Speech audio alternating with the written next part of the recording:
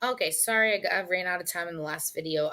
What I was doing was finishing this problem with completing the square. So I have x minus 6 is equal to positive 5, and x minus 6 is equal to negative 5. So I'm just going to add 6 to both sides, and x is 11. And I'm going to add 6 to both sides, and negative 5 plus 6 is 1. All right, in the next section, we are solving by the quadratic formula.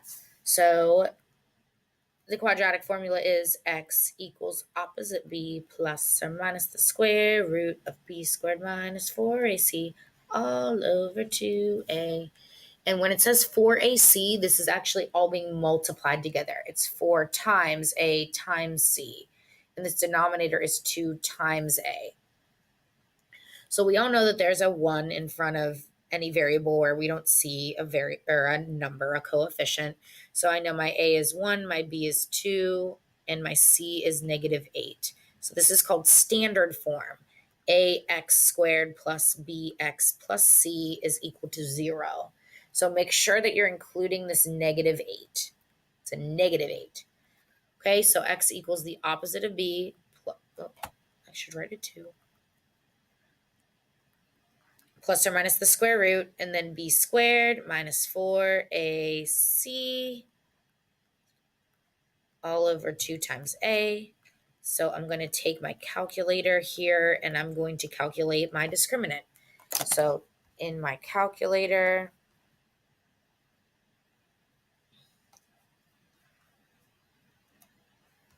I already graphed it, so I already kind of know what my solutions might be. But let's check it out. So I have 2 squared minus 4 times a times c. Oh, I don't want to do that. Minus 4 times a times c.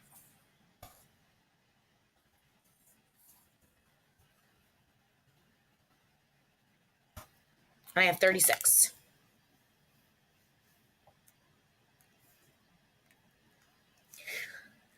From here, it's kind of like the last couple sections where we have to square root and then set up our two problems. So we have negative 2 plus 6 divided by 2, and we have negative 2 minus 6 divided by 2. So negative 2 plus 6 is 4, and 4 divided by 2 is 2. And negative 2 minus 6 is negative 8, and negative 8 divided by 2 is negative 4. So those are my two solutions. And if I go back to my calculator, I can see positive 2 and 1, 2, 3, 4, negative 4. Those are my two solutions.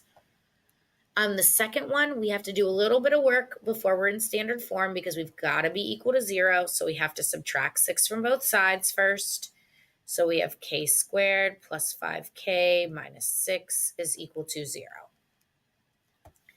So again, my a would be 1, my b would be 5, and my c, I'm just a mess right now.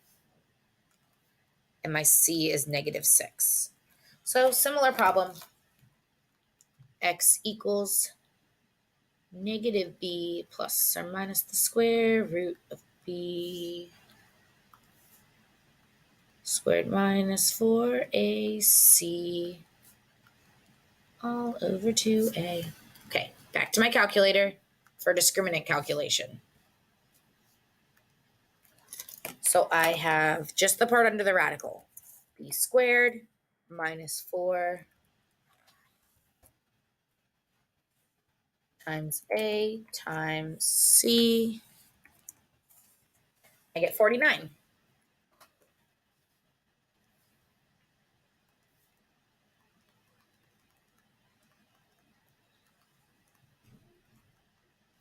And we know the square root of 49 is 7. So we have negative 5 plus 7 over 2. And I also have negative 5 minus 7 over 2. Negative 5 plus 7 is 2, and 2 divided by 2 is 1. Negative 5 minus 7 is negative 12, and negative 12 divided by 2 is negative 6. Number 15 is slightly different just because it's not a constant that's over on the right side of the equation. This is actually the b term. So I have to subtract 5d from both sides, and I'm actually going to put this in the middle because standard form is ax squared plus bx plus c is equal to 0. So my a is 2, my b is -5, and my c is 3. Now, it doesn't matter that it's a d or a k instead of, or v instead of an x. I guess I wrote x equals for all these, but really this should be v equals, and it should be v equals 2 and v equals -4. And these should be k's, technically. So I'll do this one correctly. So d equals, and then we have -b plus or minus the square root of b squared minus 4ac all over 2a. So we have -5, which is a +5. 2 times 2 is 4. Okay, in your calculator, super important. You will not get the correct answer if you do not put this -5 in parentheses. You have -5 squared, and then it's minus 4 times 2 times 3.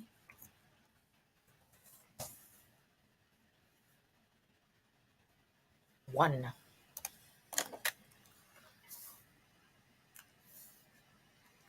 So square root of 1 is 1. So my two problems I have to simplify are 5 plus 1 over 4 and 5 minus 1 over 4.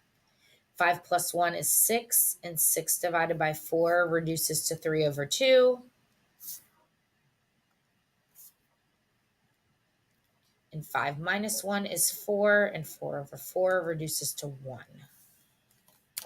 So if you're going to graph this to check it, you actually have to graph the standard form if you're going to graph as a function. And you've got to use x. So it was 2x squared minus 5x plus 3. And if you look very closely, we have an x-intercept at 1 and at 1.5. Kind of zoom in there to really see that.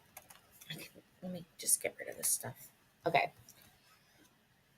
So if you go to menu and you go to trace and graph trace, you can actually kind of just scoot around on this graph.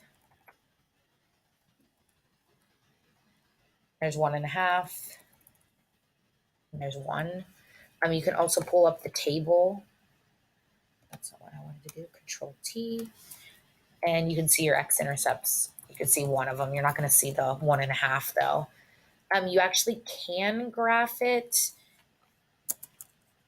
as a relation and type it in exactly how it is with x, of course. 2x squared plus 3 is equal to 5. Plus 3 is equal to 5x, just like how it is, just with x's instead. And get rid of this.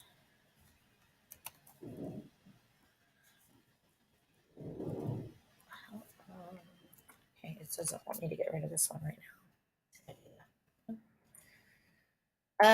It's not going to look like a parabola. They're just straight lines, but they still have x-intercepts at 1.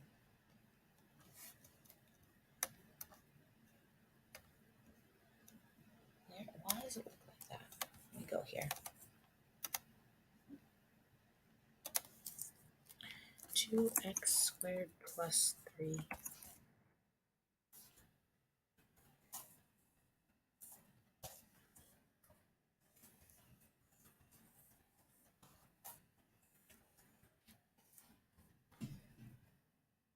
There we go. That looks better. 1 and 1.5 again. So, same way. All right. when we